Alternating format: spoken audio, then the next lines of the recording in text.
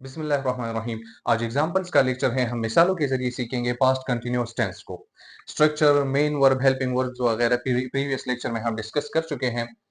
सबसे पहले जिस तरह हम आमतौर पर सिंपल एग्जांपल से स्टार्ट लेते हैं, तो पहले एग्जांपल को देखिए, असद लिख रहा था। यही एग्जांपल हम पॉजिटिव, नेगेटिव और इंट्रोगेटिव में चेंज करते हैं, फिर वन बाय वन इन सारों को चेंज करना सीखते हैं। असद लिख रहा था।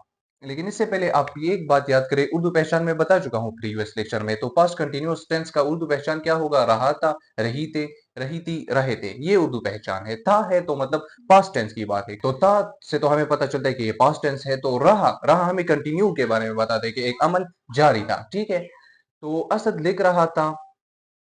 अभी देखिए, स्ट्रक्चर को जहन में लाए, स्ट्रक्चर को याद रखिए, उसी के जरिए हम चेंज करेंगे। पॉजिटिव स्ट्रक्चर में क्या था? सबसे पहले सब्जेक्ट। सब्जेक्ट यहां पर हमारे पास क्या है? असद।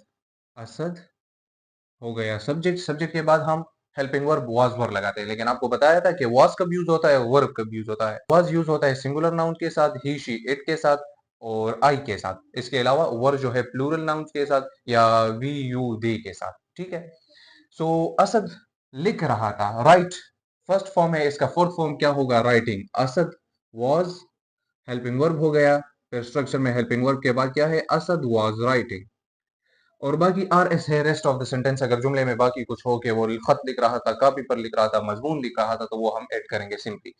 सब्जेक्ट, हेल्पिंग वर्ब और ये fourth form of verb, main verb. ठीक है, असद वाज राइटिंग। इसी सेंटेंस को नेगेटिव में चेंज करना आसान है। ये पॉजिटिव हुआ।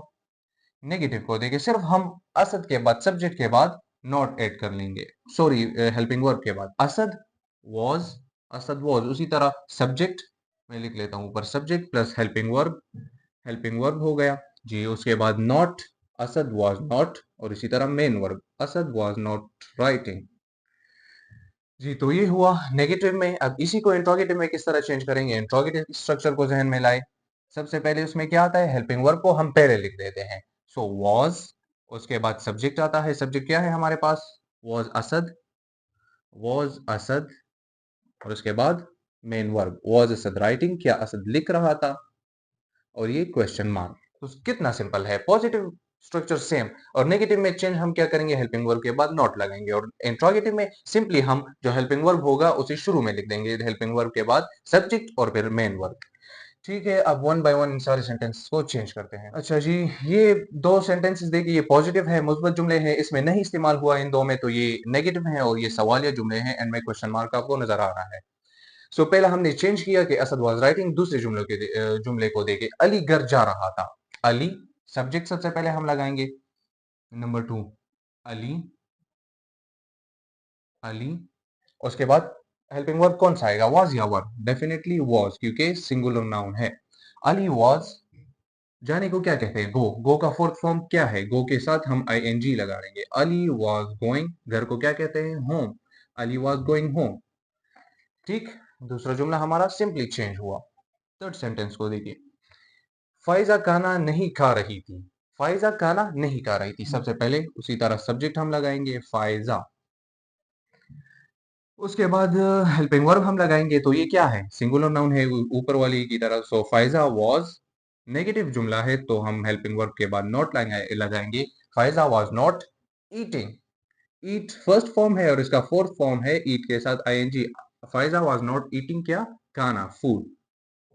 अच्छा जी, अब फोर्थ जुमले को देखिए, वो गाना नहीं गा रहे थे। वो गाना नहीं गा रहे थे। अब एक पॉइंट, आपको किस तरह पता चलेगा उर्दू में जब वो इस्तेमाल हुआ हो? तो आप उसकी जगह या ही लगाएंगे, शी लगाएंगे या दे लगाएंगे। तो आप उसकी पहचान के लिए इसको देखेंगे, इस लास्ट टर्म को देखेंगे, आखिरी अल्फाज को देखेंगे। अगर रहता है सिंपल है तो फिर ही यूज होगा। रही थी है तो डेफिनेटली शी यूज होगा। रही थी हम फेमिनिन के लिए यूज करते हैं। अगर रहते हैं तो मतलब प्लूरल के लिए, एक से ज्यादा के लिए, फिर हम इंग्लिश में दे यूज करेंगे। तो यहाँ पर अभी देखिए, वो गाना नहीं गा रहे थे, तो जिस तरह के मैंने बताया, प्लूरल है तो हम दे यूज करेंगे। दे, दे। अब प्लूरल के साथ क्या आएगा? मैंने बताया था कि प्लूरल नाउन दे यूवी के साथ क्या आएगा? वर आएगा। दे वर। नेगेटिव जुमला है तो not, they were not.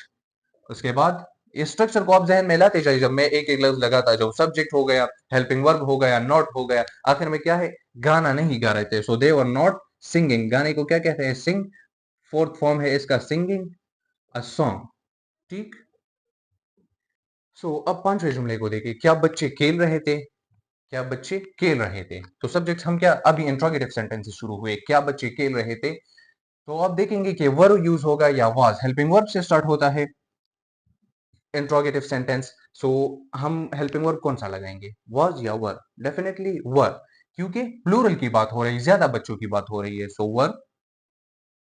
Were the children, were the children, ये हमारा हुआ हेल्पिंग वर्ब। उसके बाद सब्जेक्ट और फिर मेन वर्ब हम लगाएंगे। सो प्ले का फोर्थ फॉर्म, प्ले के साथ हम आईएनजी लगाएंगे, वर द चिल्ड्रन प्लेइंग, सिंपल। आखिरी सेंटेंस को देखिए, क्या वो उस्ताद की बात मान रहे थे, क्या वो उस्ताद की बात मान रहे थे। अभी फिर प्लूरल की बात है तो वर से हमारा इंट्रोगेटिव सेंटेंस बिगिन होगा, क्योंकि प्लूरल नाउन के साथ मैंने बताया था क्या यूज होगा, वर यूज होगा। सो वर, इसमें सब्जेक्ट क्या है, क्या वो उस्ताद की, क्या वो उस्ताद की बात मान रहे थे, वर दे, क्या वो, ये हुआ हेल्पिंग वर्ब, ये हुआ सब्जेक्ट। और हम मेन वर्ब लगाएंगे बात मानना। आप ये भी लिख सकते हैं कि वर दे लिसनिंग टू द टीचर, या सिंपली ओबे, बात मानने को कहते हैं, ताबेदारी को कहते हैं। So were they obeying the teacher, the teacher, simply ये सेंटेंस भी हमारा चेंज हुआ। तो सारे जितने भी जुमले हैं इसी स्ट्रक्चर के मुताबिक इसी तरीके से चेंज होते हैं। आपको अच्छी तरह समझ आ गया होगा। नेक्स्ट लेक्चर में हम इंशाल्लाह पास्ट परफेक्ट टेंस सीखेंगे।